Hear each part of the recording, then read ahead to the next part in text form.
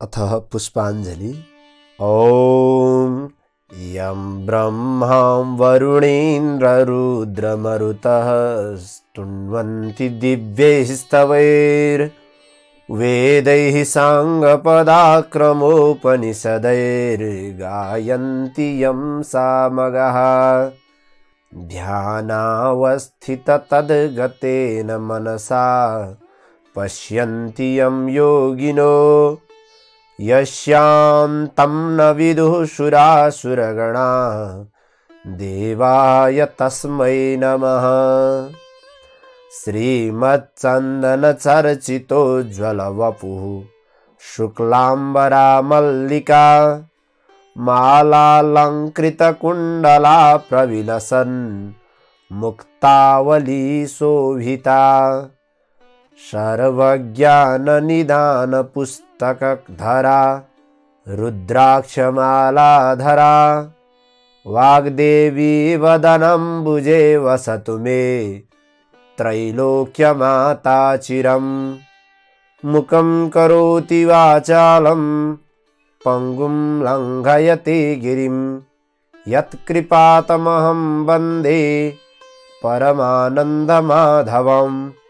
नमो भगवते तस्मै व्यासाय मिततेजसे यस्य प्रसादात् वक्ष्यामि नारायणकथामिमां। नारायणं नमस्कृत्य नरं चैव नरोत्तमं देवीं सरस्वतीं व्यासं ततो जयमुदीरयेत्। ओम श्री स्वस्थानी देव्यै नमः। अथ सप्तमोऽध्याय। कुमारजी आज्ञा गर्नुहुन्छ। यज्ञस्थ मुनि सतीदेवीले यज्ञमा आम्फाली प्राण छोडेको देख्नासाथ देवता यक्ष गन्धर्व किन्नर नाग अप्सरा त्यहाँ रहेका अन्य सबैले लौननी लौननी कस्तो अनर्थ भयो भनी हाहाकार गर्न लागे। त्यही मौकामा अकस्मात कुइरी मण्डल धुलो उडी आकाशै ढपक्कै ढाक्यो र जताततै घनघोर अन्धकार भयो। हावा पनि पूर्वको पश्चिमतिर पश्चिमको पूर्वतिर आनिन लाग्यो। बिना बादल मेघ चड्के जस्तो चड्कन लाग्यो। सबै देवताका आँखामा धुलो परेकाले आँखा चिम्लदै भूमिमा जथाभावी घोप्टिन लागे। कतिलाई उडाई बेपत्ता पार्यो, कति डाँको छोडेर रुन लागे, कति आफ्ना जीवको सम्भार गर्न लागे।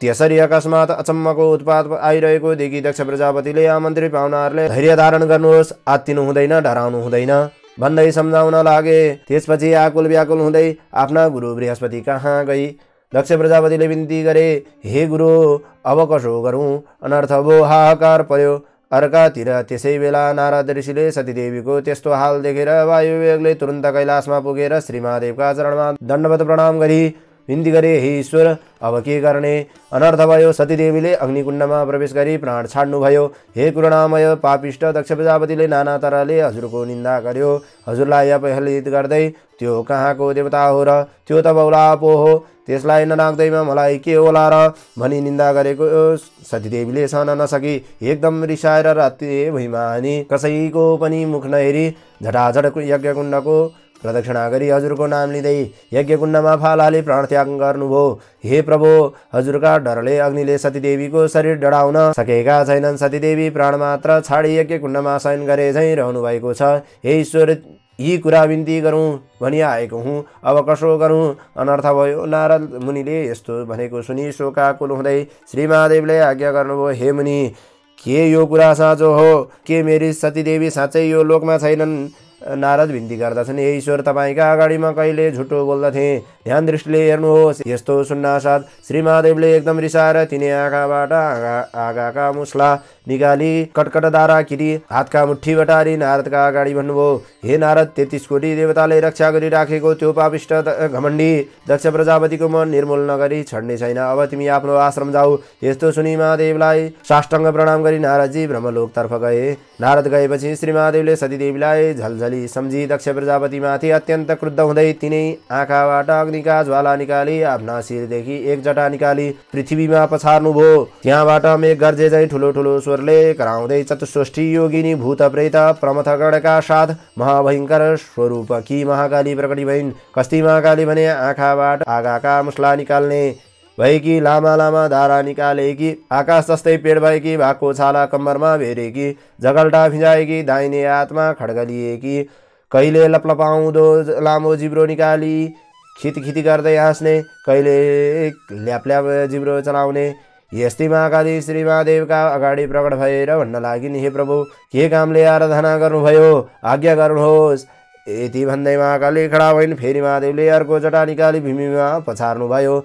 त्यसपछि पृथ्वी डगमगाउँदै सिंहनाद गरे झैँ गर्जदै हजार सूर्यको जस्तो तेज भएका, गलामा मुण्डमाला लगाएका, दाहिने हातमा त्रिशूल लिएका यस्ता भीषण स्वरूपमा वीरभद्र महादेवका अगाडि खडा भए। त्यसपछि वीरभद्र र महाकाली महादेवसँग विन्ती गर्न लागे, हे ईश्वर, किन हामीहरूको आराधना गर्नुभएको हो, आज्ञा गर्नुहोस्। श्री महादेव भन्नुहुन्छ, हे वीरभद्र, हे महाकाली, तिमीहरू अहिले गई 33 कोटी देवताले रक्षा गरिराखेको पापिष्ट दक्ष प्रजापतिको यज्ञ विध्वंस गरी दक्षको संहार गरी 33 कोटी देवताहरूलाई हाहाकार गराई आओ। तिमीहरूलाई यसै कामका लागि आराधना गरेको हुँ। अब तिमीहरू नन्दी भृङ्गी विषमज्वर 64 योगिनीलाई समेत लिई दक्षको नाश गर्न तुरुन्तै गइहाल। श्री महादेवको यस्तो आज्ञा सुनि तिनीहरू मेघ गर्जे झैँ गर्जँदै पृथ्वी कम्पाउँदै यमराज गए झैँ गरी एकदम रिसाएर श्री महादेवको आज्ञा शिरमा राखी कैलाशदेखि झरे। तिनीहरूको चालामाला देखेर पृथ्वीलाई भार थाम्न साह्रै मुस्किल भयो। पृथ्वी डगमगाउन थालिन्, सात समुद्र छचल्किन थाले, जीव जन्तुहरू त्राही त्राही भए। फेरि दक्ष प्रजापतिका यज्ञमा पनि अनेक उत्पात हुन लागे। आकाशमा काग, चिल र गिद्धहरू कराई फनफनी घुम्न लागे। स्यालहरू दुवै आँखा र मुखबाट पनि आगाका मुस्ला निकाली कराउँदै दक्रुन लागे। हावा पनि विपरीत चल्न लाग्यो। आकाशबाट रगतको वृष्टि भयो। यस्तो देखेर यज्ञमा रहेका सबै हाहाकार गरी कराउन लागे। कोही जथाभावी भाग्न लागे। महिला, बालबालिका र वृद्धाहरू भाग्न नसकी भूमिमा घोप्टे परी रुन कराउन लागे। कोही सबैको संहार गर्न पछि लागे। कोही के जान्नु, अझै के उत्पात हुने होला भनी डराई त्राही त्राही हुन लागे। देवताहरू पनि भयभीत भएका थिए। यस्तो वातावरणलाई अझै भयङ्कर तुल्याउँदै वीरभद्र र महाकाली आफ्ना गणसहित मेघ गर्जे झैँ गर्जी हात्तीका बथानमा सिंह पसे झैँ गरी दक्षका यज्ञमा पुगे। त्यहाँ उपरान्त यज्ञमा रहेका देवता, यक्ष, गन्धर्व, किन्नर, दैत्य र नागहरूसँग सिंह जुधे झैँ गरी सङ्ग्राम गरे। त्यस्तो देखि यज्ञमा रहेका दक्षका छोरीहरू देवकन्या, गन्धर्वकन्या, नागकन्या, ऋषि, ब्राह्मण बालक र अप्सराहरू त्राही त्राही हुँदै नारायण नारायण भन्दै कहालिएर रुँदै र चिच्याउँदै 10 दिशातिर भाग्न लागे। कोही भाग्न नसके ढुनमुनिँदै मुन्टाले टेकी माटो खान लागे। कसैका हात पटक्कै भाँचिएकाले रुन कराउन लागे। कसैका खुट्टा मर्किएर हलन चला भई अय्या अय्या भन्न लागे। परन्तु विष्णु आदि 33 कोटी देवता, यक्ष, गन्धर्व, किन्नर, दैत्यहरू दक्ष प्रजापतिका निम्ति आफ्ना शस्त्र अस्त्र लिई वीरभद्र र महाकालीसँग लड्न लागे। लडाईँमा दुवैतर्फका सैन्यहरू एकाएक हुङ्कार झिक्दथे। इन्द्रादि 33 कोटी देवताहरूले वीरभद्र र महाकालीमाथि खनिँदै अनेक शस्त्रास्त्र वर्षाउन लागे। देवताहरूले ब्रह्मास्त्र, इन्द्रास्त्र, दिव्यास्त्र, वरुणास्त्र, अन्य अग्न्यास्त्र, तोमर, भिन्दिपाल, गदा, खड्ग, मुसल र नागपास जस्ता अस्त्रहरू वीरभद्र र महाकालीमाथि धमाधम वर्षाउन लागे। आफूमाथि शस्त्र प्रहार गरेको देखि वीरभद्रका गणहरू पनि खैलावैला गर्दै विपक्षीका फौजभित्र पसी जसको पायो त्यसको टाउको मुला निमोठे झैँ निमोट्दै खाँदै हात भाँची खुट्टा मर्काई मुड्कीले कसेर हानी वाल वाल्ती रगत छदाई देवताहरूलाई धुलो पिठो पारे। फेरि महाकालीले काल जस्तै खड्गली राता राता आँखा गरी वर्षाकालको मेघ गर्जे झैँ गर्जदै मृगका फौजमा निर्धक्कसित पसेको सिंह झैँ सुकेका झारपातमा आगो लागे झैँ गर्दै क्षणभरमा नाश गरिन्। फेरि वीरभद्रले आफूमाथि शस्त्र अस्त्र प्रहार भएको देखि रिसले चुर भई नन्दी भृङ्गी 64 योगिनी भूत प्रेत पिशाच प्रमथगण समेत भैर शत्रु पक्षमाथि जाइ लाग्दै कसैका शिर गिर्निदिए, कसैका हात खुट्टा च्यातिदिए, कसैको मासुलुसे घटघट रगत पिएर मातिएका। कोही नाच्न लागे, कोही खितखित हाँस्न लागे, कोही जथाभावी दग्रन लागे। 33 कोटी देवता र दक्ष प्रजापतिका सेनाको संहार हुँदा मासुको पर्वत जस्तो रास लाग्यो र रगतको खोलै बग्यो। देवता, यक्ष, गन्धर्व, किन्नर, दैत्य, नाग र दक्ष प्रजापतिको सेनाले महाकाली उप वर्षाएका शस्त्रास्त्रहरू उनका नजिक आउनासाथ भस्म भए। महाकाली र 64 योगिनी भूत प्रेत पिशाच र प्रथमगणले फेरि दक्ष प्रजापतिका सेनाको संहार गरे। विषम ज्वरले शत्रुपक्षका सेनाको शरीरमा घुसेर तिनको चेत हराइदियो। तब वैकुण्ठनाथ विष्णुले सम्पूर्ण देवता, यक्ष, गन्धर्व, किन्नर, दैत्य, नाग र बाँकी रहेका दक्ष प्रजापतिका सेनाहरू समेत हलनचल भएका देखि आफ्ना शरीरबाट शीतज्वर उत्पन्न गराई सबैलाई सचेष्ट चेत आएका तुल्याए। विष्णुले वीरभद्रका सेनामाथि थरीथरीका शस्त्रास्त्र प्रहार गरे। त्यसको प्रतिकार स्वरूप वीरभद्रले त्रिशूल उठाउँदै सिंहनाद गरी सुकेका खरमा आगो लगाए झैँ क्षणभरमा दक्ष प्रजापतिका कोटी कोटी सेनाको संहार गरे।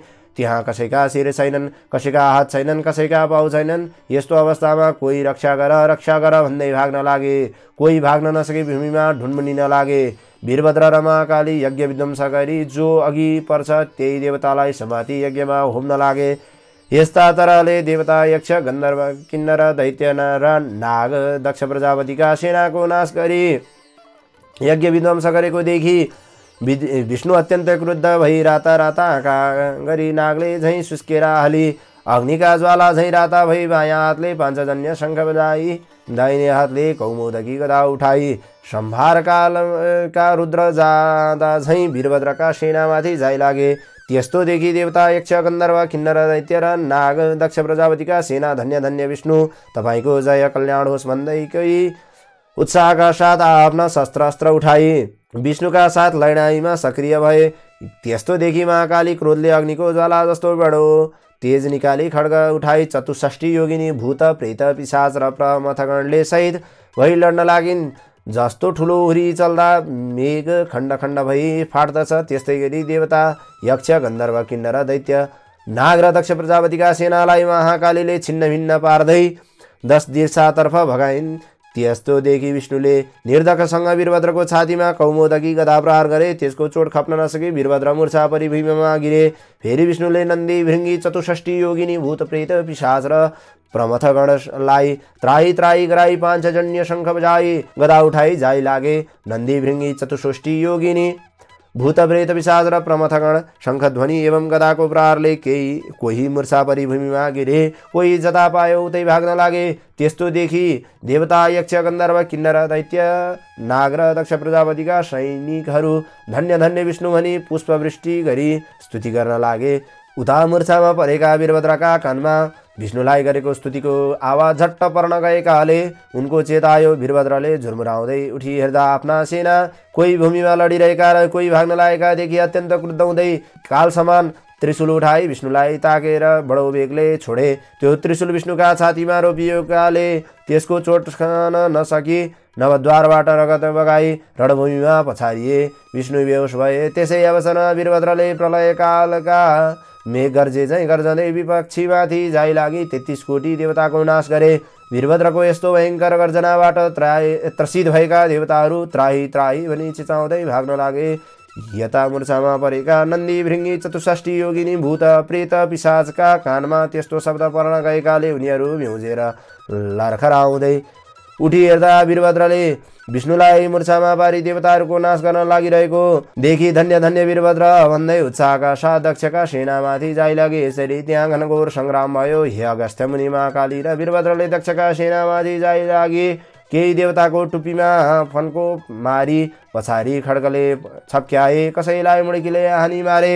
64 योगिनीले कसैलाई परक्कनी मुठी मारे, कसैका काखीमा हातले प्वाल पारी मुख लगाई तन्तनी रगत पिउन लागे, कसैलाई टपाटप पक्री यज्ञमा उत्याई मारे। यसरी 33 कोटी देवता, यक्ष, गन्धर्व, किन्नर, दैत्य र नागहरूको नाश गरेको र वीरभद्रका सेनाले जय जयकार गरी कराएको शब्द मूर्छामा परेका विष्णुका कानमा पर्यो। त्यसपछि विष्णु बिउजेर खडा भई हेर्दा वीरभद्र र महाकालीले दक्षको यज्ञ विध्वंस गरी 33 कोटी देवता र दक्षका सेनाको समेत नाश गरेको देखि रिसले चुर भएर भन्न लागे, हे पापिष्ट वीरभद्र, आज तेरो नाश गरौँला। सम्पूर्ण देवता, यक्ष, गन्धर्व, किन्नर, दैत्य र नागहरूलाई सन्तोष होला।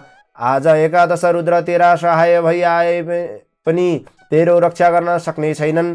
सम्पूर्ण दुष्टको नाश गर्ने यो चक्र देखिस् कि? यति भन्दै विष्णुले आफ्नो सुदर्शन चक्र देखाए। विष्णुका त्यस्ता क्षुद्र वचन सुनि वीरभद्र भन्दछन्, हे पापिष्ट विष्णु, सम्पूर्ण दुष्टको नाश गर्ने चक्र भनी देखाइस्। नाश गरौँला भनी भनिस्, लौ देखा त कतिको नाश गर्दो रहेछ, तुरन्त प्रहार गरिहाल। यस्ता वचन सुनि विष्णुले रिसाएर वीरभद्रलाई ताकि सुदर्शन चक्र छाडिदिए। त्यो चक्र सूर्यको जस्तो तेज भई प्रलयकालको मेघ गर्जे चाहिँ रुद्र जाँदा झैँ गयो। त्यसरी आएको सुदर्शन चक्रलाई देखि नन्दी भृङ्गी चतुष्ठी योगिनी भूत प्रेत पिशाच र प्रमथगण त्राई त्राई महादेव भन्दै वीरभद्र र महाकालीका शरणमा गए। समुद्र मन्थन गर्दा कालकोट विष निस्केर सारा संसारलाई भयभीत पार्दा महादेवले त्यसलाई पिएर प्राणीहरूको रक्षा गरे जस्तै वीरभद्रले पनि त्यसरी आएको चक्रदेखि मुख बाएर सलक्क निल्न तयार भए। त्यो देखि विष्णु तुरुन्तै दगुर्दै गएर वीरभद्रका मुखदेखि सुदर्शन चक्र निकाली त्यहाँबाट अन्तर्ध्यान भई वैकुण्ठ लोक जाँदा भए। इति श्री स्कन्दपुराणे केदारखण्डे माघमात्म्ये कुमार अगस्त्य संवादे श्री स्वस्थानी परमेश्वर्या व्रतकथायां दक्षसेनावधो नाम सप्तमोऽध्याय। ॐ उपनयतु मङ्गलं वः सकलजगन्मङ्गलालयः श्रीमान् दिनकरकिरणनिबोधित नवनलिनदलनिवेक्षणः कृष्णः। काले वर्षतु पर्जन्यः पृथिवी शस्यशालिनी देशोऽयं क्षोभरहितो ब्राह्मणाः सन्तु निर्भयाः अपुत्राः पुत्रिणः सन्तु पुत्रिणः सन्तु पौत्रिणः निर्धनाः सधनाः सन्तु जीवन्तु शरदां शताम्। तत्रैव गङ्गा यमुना च तत्र गोदावरी सिन्धु सरस्वती च तीर्थानि सर्वाणि वसन्ति तत्र यत्राच्युतोदारकथा प्रसंग।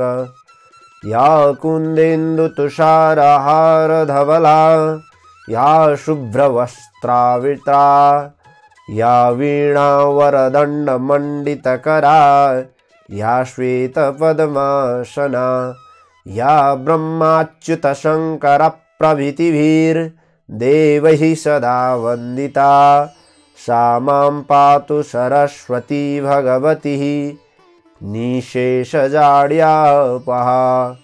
कायेन वाचा मनसेन्द्रियैर्वा बुद्ध्यात्मना वा प्रकृतेः स्वभावात् करोमि यद्यत् सकलं परस्मै नारायणायेति समर्पये तत्। ओम श्री स्वस्थानी देव्यै नमः।